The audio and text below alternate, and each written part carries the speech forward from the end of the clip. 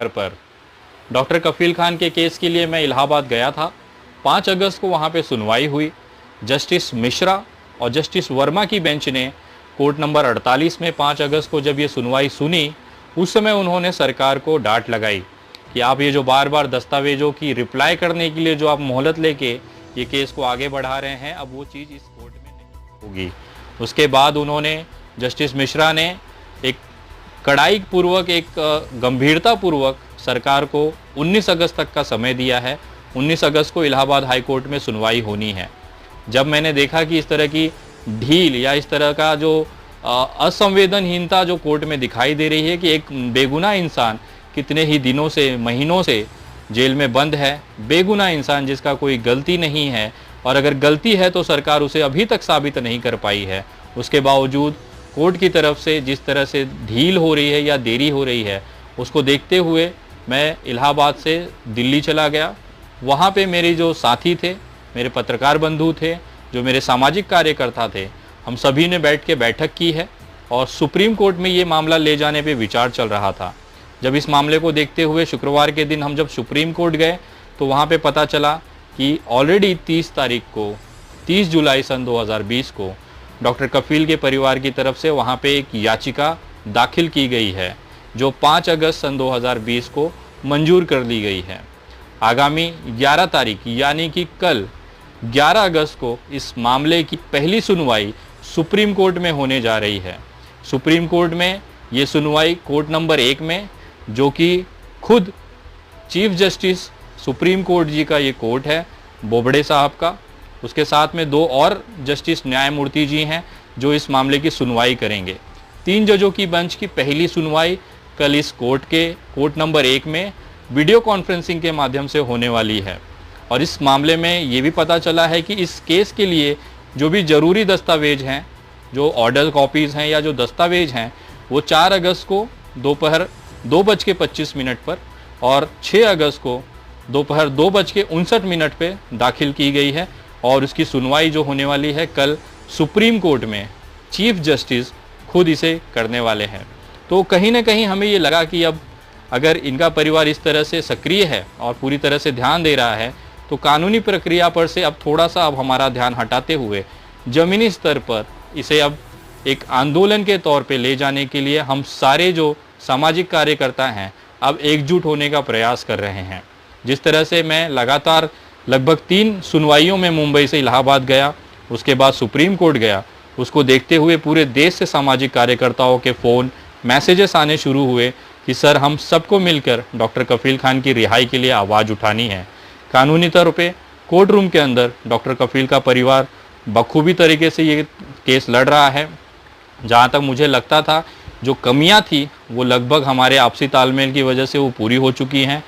अब जाके कहीं ये फास्ट ट्रैक पे चलेगा। पहला ये मामला जब वो डॉक्टर कफील की गिरफ्तारी हुई थी, तब उस समय डॉक्टर कफील के परिवार ने सीधा सुप्रीम कोर्ट में याचिका दायर की थी कि ये गिरफ्तारी अवैध है, उसको रद्द किया जाए। लेकिन सुप्रीम कोर्ट ने यह कहते हुए ये मामले को इलाहाबाद हाई कोर्ट भेज दिया था कि सुप्रीम कोर्ट में काम का दबाव ज़्यादा है, वर्कलोड ज़्यादा है, आपको जल्द से जल्द अगर न्याय चाहिए या सुनवाई चाहते हैं तो आप इलाहाबाद हाई कोर्ट चले जाएं। लेकिन इलाहाबाद में लगभग 3 महीने से 12 सुनवाई होने के बाद भी अभी तक फैसला नहीं आ पाया है। उसके बाद वापस से डॉक्टर कफील के परिवार ने सुप्रीम कोर्ट में याचिका लगाई है कि आपने जिस आधार पे हमें इलाहाबाद का हाई कोर्ट भेजा था वो सफल होता नहीं दिख रहा है, तो कृपया इसे टाइम बाउंड आप आदेश इलाहाबाद हाई कोर्ट को करें। टाइम बाउंड आदेश ये होता है कि एक तारीख तय कर दी जाती है, उस तारीख के अंतर्गत इलाहाबाद हाई कोर्ट को अपना फैसला देना होता है। तो ये याचिका सुप्रीम कोर्ट में लगी हुई है और आप लोग दुआएं करें। कल 11 अगस्त को खुद chief justice high supreme court इस मामले की सुनवाई कर रहे हैं, तो एक कोई ना कोई एक हमें उसमें से उम्मीद की किरण लग रही है। लेकिन उसके बावजूद जिस तरह से सरकारों का दबाव है न्यायपालिकाओं पे, उसको देखते हुए मुझे ऐसा लगता है कि एक सारे जितने भी सामाजिक कार्यकर्ता जो सोशल मीडिया पे एक्टिवेट हैं, ज़मीन पे एक्टिवेट हैं, हम सबको एक प्लेटफॉर्म पे आना चाहिए और आके इस तरह के सामाजिक मुद्दों में एक दूसरे का साथ देके एक बुलंद आवाज़ देश के सामने रखनी चाहिए और तमाम लोगों को इसमें जोड़ना चाहिए। तो जिसको देखते हुए आगामी कुछ दिनों के अंदर एक आप वीडियो देखेंगे या एक प्रोग्राम आप देखेंगे जहाँ पे मैं और मेरे जैसे जितने भी सामाजिक कार्यकर्ता इस देश में काम कर रहे हैं, जनहित के लिए काम कर रहे हैं, सरकार की गलत नीतियों का विरोध करने का काम कर रहे हैं या कुछ खामियां हैं उसको दुरुस्त करने के लिए आवाज़ उठा रहे हैं, वो सारे के सारे सामाजिक कार्यकर्ता आपको एक जगह, एक वीडियो में, एक प्लेटफॉर्म पे दिखेंगे। उसकी तैयारियां हम कर रहे हैं और पूरे देश में जितने भी सोशल एक्टिविस्ट हैं, सामाजिक कार्यकर्ता हैं, उनसे हम संपर्क कर रहे हैं और बहुत जल्द इसी हफ्ते के अंत में आप उन सब को एक प्लेटफॉर्म पे देखेंगे, एक जगह देखेंगे। हो सकता है कुछ लोग मुझे ना सुनते हों, किसी और को सुनते हों, तो वो व्यक्ति भी आप हमारे साथ या हम लोग एक परिवार की तरह, एक टीम की तरह इस देश में काम करेंगे और सरकार की जो गलत नीतियां हैं उसको उजागर करेंगे। तो आने वाले समय में आप ये आंदोलन एक सोशल एक्टिविस्ट की तरफ से, हम सामाजिक कार्यकर्ता जो हमारा परिवार है, हमारा जो टीम है, उसकी तरफ से आप इसे एक बेहतरीन तरीके से आगे ले जाते हुए दिखेंगे। इसमें आप लोगों का सहयोग की बहुत अपेक्षा है, क्योंकि हम आवाज़ उठा सकते हैं, हम भागदौड़ कर सकते हैं, लेकिन जब तक आपकी सहभागिता उसमें नहीं होगी तो ये बहुत ही मुश्किल होने वाला है। मैं आप लोगों को विश्वास दिलाना चाहता हूँ कि बहुत जल्द आप रिबेल श्रद्धानंदपति जी, बनारस वाले मिश्रा जी, मोहित शर्मा जी, पंकज श्रीवास्तव जी, एजाज खान जी, काजल निषाद जी, राज त्रिपाठी जी और ऐसे बहुत सारे सामाजिक कार्यकर्ताओं को एक जगह, एक प्लेटफॉर्म पे आप देखेंगे। मेरी कोशिश है, सभी से मैं निवेदन किया है कि अब एक साथ आके, एकजुट होके इस लड़ाई को, देश में जिस तरह से बर्बादी हो रही है उसको टक्कर देने के लिए, उस बर्बादी को रोकने के लिए लोगों की आवाज़ बनकर हम सभी को आगे आना पड़ेगा। अब थोड़ी सी मजबूती के साथ, संवैधानिक तरीके से, लॉ एंड ऑर्डर, कानून व्यवस्था बनाए रखते हुए,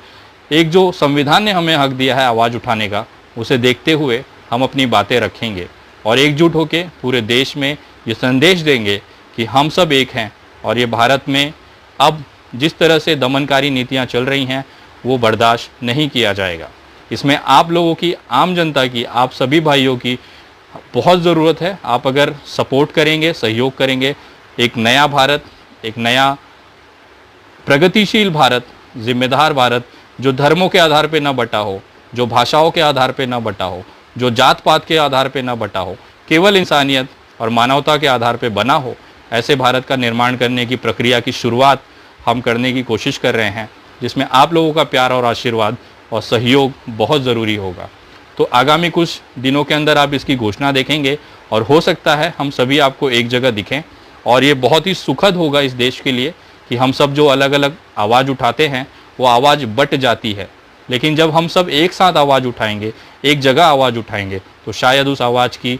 गूंज राजनीतिक हलकों तक, उनके कानों तक पहुंचेगी और उनको हमारी बातों को समझना पड़ेगा, क्योंकि ये हमारी जो आवाज़ है वो जनता की आवाज़ है और ये पहुंचाना सरकार के कानों तक बहुत ज़रूरी होता है। तो आगामी एक बहुत बड़ा आंदोलन, देशव्यापी आंदोलन ये शुरू होगा और हम लोग कोशिश कर रहे हैं कि बहुत जल्द इसकी शुरुआत की जाए। आप लोग इसी तरह से शांत बनाए रखें।